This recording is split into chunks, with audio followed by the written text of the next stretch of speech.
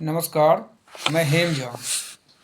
दोस्तों, दिल्ली विधानसभा चुनाव की तारीखों का ऐलान कुछ ही दिनों में होने वाली है और तीनों पार्टियां, मुख्यतः जो तीन पार्टी हैं वहाँ पे आम आदमी पार्टी, बीजेपी और कांग्रेस, यही तीन बड़ी पार्टी हैं जो वहाँ चुनावी अखाड़ों में हैं। आम आदमी पार्टी की सरकार वहाँ पे हैं जो पिछले दो टर्म 2015 और 2020 में एक तरह से उन्होंने बाकी की दोनों पार्टियों का सुपड़ा साफ करके सत्ता में आई थी। और बीजेपी कांग्रेस का तो खैर खाता भी नहीं खोला था और बीजेपी को पहली बार 3 सीटें और दूसरी बार शायद 8 सीटें मिली थी 2020 में। इस बार इसमें थोड़ी सी ट्विस्ट आ गई है। लोकसभा चुनाव में इंडिया गठबंधन के साथ कांग्रेस और आम आदमी पार्टी दोनों एक ही साथ थे और सब मिलके एक गठबंधन बना था जिसका इंडिया नाम दिया गया था। लेकिन विधानसभा चुनाव आते आते सब अपनी अपनी फील्ड तैयार कर रहे हैं, यानी कि आम आदमी पार्टी अलग सेपरेट चुनाव लड़ रही है और कांग्रेस सेपरेट चुनाव लड़ रही है। बीजेपी अपनी जगह पे है ही। अब सवाल ये है कि चूँकि यहाँ पे गठबंधन इसलिए पॉसिबल नहीं था या गठबंधन होना ही नहीं था क्योंकि आम आदमी पार्टी को लग रहा है कि अगर हम कांग्रेस के साथ गठबंधन करते हैं और कांग्रेस को अगर कुछ भी सीटें मिलती है, क्योंकि आम आदमी पार्टी की जो वोटर्स हैं, जो वोट हैं, वो कांग्रेस का ही शिफ्ट होके गया हुआ है। उनका अपना तो कोई वोटर्स था नहीं और ना है। अब तो खैर है, ये कहना चाहिए, लेकिन कल तक तो कोई वोटर था नहीं। अब अगर इनके साथ गठबंधन करती हैं तो अगर कुछ भी सीटें इनके पाले में जाती है, कांग्रेस के पाले में, तो वो तो कांग्रेस का सीट होगा, कांग्रेस का वोटर्स होगा, तो उनका अपना जो परसेंटेज है, वोट परसेंटेज, वो कम होगा। और जो आम आदमी पार्टी कभी नहीं चाहेगा कि कांग्रेस यहाँ फिर से उठे और आम आदमी पार्टी को नुकसान हो। बीजेपी को इससे ये फ़ायदा है कि अगर कांग्रेस मैदान में अगर सही से लड़ती हैं और अगर आम आदमी पार्टी का थोड़ा भी वोटिंग परसेंटेज अगर कम होता है तो कांग्रेस को कोई ख़ास फ़ायदा तो नहीं होगा, लेकिन बीजेपी को फ़ायदा हो जाएगा। यानी कि यहाँ पे इस चुनाव में दोनों तरफ से कांग्रेस ही ये कहिए कि मेन सेंटर में है। आम आदमी पार्टी चाहेगी कि कांग्रेस की जो वोटिंग परसेंटेज है, जो पिछले साल 2020 में शायद 8 या 9% थी या उससे भी कम था और सीटें उनकी 0 थी, तो वो चाहेगा कि कांग्रेस कुछ उसी कंडीशन में रहे इस बार भी, वो उनके लिए फ़ायदेमंद है। और बीजेपी चाहेगी कि कांग्रेस को इस बार कुछ सीटें मिलें जिससे बीजेपी को फ़ायदा होगा, क्योंकि आम आदमी पार्टी कमज़ोर होगा। लेकिन मैं इससे इतर जो हमारा अपना जो व्यूज है, मैं इस पे ये वीडियो बना रहा हूँ कि आखिर दिल्ली की जनता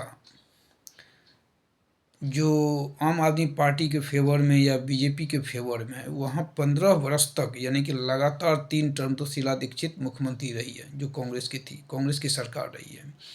और शीला दीक्षित ने दिल्ली में एक अमूलचूल परिवर्तन किया। जो इंफ्रास्ट्रक्चर का, जो वहाँ पहले रेड लाइन बसें चलती थी, वहाँ पोल्यूशन की ऐसी समस्याएं थी, ऐसी दिक्कतें आती थी, उसकी जगह पे सीएनजी लाया, फ्लाईओवर का जाल बिछाया, मेट्रो लाया, झुग्गी झोपड़ियों को लेके। यानी कि शीला दीक्षित की जो वहाँ पे कंट्रीब्यूशन है ना दिल्ली में, मैं आउटसाइडर अगर मैं इस बात का गवाह हूँ तो मैं ये नहीं समझ पा रहा हूँ कि दिल्ली की जनता कांग्रेस को जो पिछले 2015 की बात करें या 2020 की बात करें, एक भी सीट देने को तैयार नहीं है या नहीं हुई। इस बार भी क्या है नहीं पता नहीं, कोई खास तो 0 सीट वालों से हम क्या उम्मीद कर सकते हैं। आखिर ऐसा क्यों है? दिल्ली की जनता के मन से जो कांग्रेस पार्टी के हैं या शीला दीक्षित के द्वारा किए गए जो 15 साल के काम हैं, उसको तवज्जो क्यों नहीं दी जा रही है? जैसे मैंने बताया कि अन्ना हजारे के आंदोलन ही इसकी जड़ में है। और अब जब पिछले 10 साल और प्लस 2013, यानी कि लगभग लगभग 12-13 साल से वहाँ आम आदमी पार्टी की सरकार है, अब जाके ये चीज़ एकदम से क्लियर हो चुका है कि वो सारा का सारा आंदोलन फेक था, जो अरविंद केजरीवाल एक ईमानदार छवि के साथ लाए थे कि एक बस वही एक आम आदमी है, वही एक ईमानदार हैं और सब के सब करप्टेड हैं, भ्रष्ट हैं।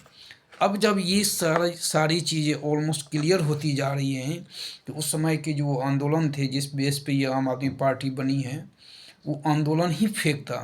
तो जाहिर सी बात है कि इस पार्टी के जितने भी नेता होंगे वो भी फेक ही होने चाहिए, और कम से कम पब्लिक के मन में ये भावना तो आनी चाहिए कि सब के सब फेक ही हैं, क्योंकि फेक आंदोलन ही किया था और फेक आंदोलन करके पार्टी बनाई थी, किसी को बदनाम करके, किसी सरकार को बदनाम करके। तो अब जाके इस चुनाव तक आते आते मैं कोई एडवोकेटिंग ये नहीं कर रहा हूँ कि आप किसको वोट दो ना दो, वो तो हर जनता का अपना अधिकार होता है। थोड़ा सा सरप्राइजिंग ये है कि जो सरकारें या जो मुख्यमंत्री या जो पार्टी 15 साल तक वहाँ पे, ये आप किसी से आप पूछ सकते हैं, आप भले ही आज के समय फ्रीबीज के चक्कर में लोग इन सब चीज़ों पे इतना ध्यान नहीं दे रहे हैं कि सबको फ्रीबीज चाहिए, पानी बिजली चाहिए, मुफ्त का चाहिए, वो मुफ्त की खाने की आदत हो गई है सबको। अदरवाइज अगर इंफ्रास्ट्रक्चर की बात करें तो दिल्ली की हर एक जनता ईमानदारी से वो कहेगा, उसको कहना भी चाहिए कि शीला दीक्षित के समय में काम हुआ था। तो अगर किसी पार्टी की सरकार थी और उसके समय में अगर काम हुआ था तो क्या उस पार्टी को वोट नहीं होना चाहिए? उस पार्टी को चुनावी दंगल में मजबूती के साथ नहीं होना चाहिए और उसको समर्थन नहीं मिलना चाहिए। मैं अभी तक दिल्ली जो कि कैपिटल है इस देश की, वहाँ की जनता, हालांकि वहाँ के हर तरह के लोग हैं, साउथ दिल्ली में कुछ अलग तरह के लोग मिलेंगे जो काफ़ी इंटेलेक्चुअल पढ़े लिखे मिलेंगे, वहाँ ऐसे ऐसी भी जगह हैं जो आपको किसी मतलब ग्रामीण एरिया ही है, मतलब देहात से भी बदतर लगते हैं वहाँ पे। तो ये नहीं कहने कि पूरा का पूरा दिल्ली सब के सब पढ़े लिखे ही हैं, लेकिन जो भी हैं, देश की राजधानी है तो वहाँ तो है ही, बड़े बड़े लोग हैं, बहुत पढ़े लिखे लोग सब वहाँ पे रहते हैं। वो लोग भी इस तरह से चूक जाते हैं और वो लोग भी इस बहकावे में आ जाते हैं कि आज भी इस बार भी ऐसा कुछ हवाएं चल रही हैं कि लग रहे हैं कि जैसे भी हो घूम फिर के मतलब अरविंद केजरीवाल ही आने वाला की सत्ता आएगी, पावर में वही वापस लौट रहे हैं और उन्हीं की हवा चल रही है। हो सकता है थोड़ी सीटें कम हो, लेकिन सबसे बड़ी पार्टी बन के, या हो सकता है उनको पूर्ण बहुमत भी मिल जाए। बीजेपी भी इस बार पूरी ठसक के साथ, कल ही प्रधानमंत्री नरेंद्र मोदी ने अपना क्या कहते हैं चुनावी अभियान शुरू कर दिया है। तो मैं ये कहना चाहूँगा कि दिल्ली की जनता, जिस सरकारों ने इतना काम किया, उसकी जैसा लग रहा है कि वो रेस में है ही नहीं, वो रेस से बाहर है। ये हो क्या रहा है, मतलब मैं ये जानना चाह रहा हूँ। अब 10 साल तो आम आदमी पार्टी की भी सरकार रही, अब आप चाहें तो कंपैरिजन कर सकते हैं। अगर आप ऑनेस्टली कंपैरिजन करें तो आपको दिख जाएगा। हाँ, अगर आपको फ्रीबीज ही चाहिए, पानी मुफ्त का चाहिए और बिजली मुफ्त का चाहिए, तो स्कूलें मोहल्ला के, अरे स्कूलें दिल्ली में, स्कूलें के दिल्ली के स्कूलें तो हमें पहले से ही अच्छे हैं, थोड़ा उसको पोते वोते करके अच्छा कर देने, दिखने से तो ऐसा नहीं लगता है। दिल्ली की स्कूलें सब पहले से ही सब ठीक है, दिल्ली कैपिटल है, वहाँ तो ऑलमोस्ट सब चीज़ होती है, वहाँ डेवलपमेंट के लिए ज़्यादा कुछ तो होता नहीं, इंफ्रास्ट्रक्चर चाहिए जो उन्होंने शीला दीक्षित ने कर ही दिया था। फिर भी अगर कांग्रेस वहाँ रेस में नहीं है या है, ये तो आने वाला समय बताएगा जब चुनाव का परिणाम सामने आएगा। लेकिन मैं तो ये चाहूँगा कि दिल्ली की जनता थोड़ा ईमानदारी से विश्लेषण करें और ईमानदारी से सोचें। धन्यवाद। हमारे वीडियो को लाइक करिएगा और सब्सक्राइब करिएगा।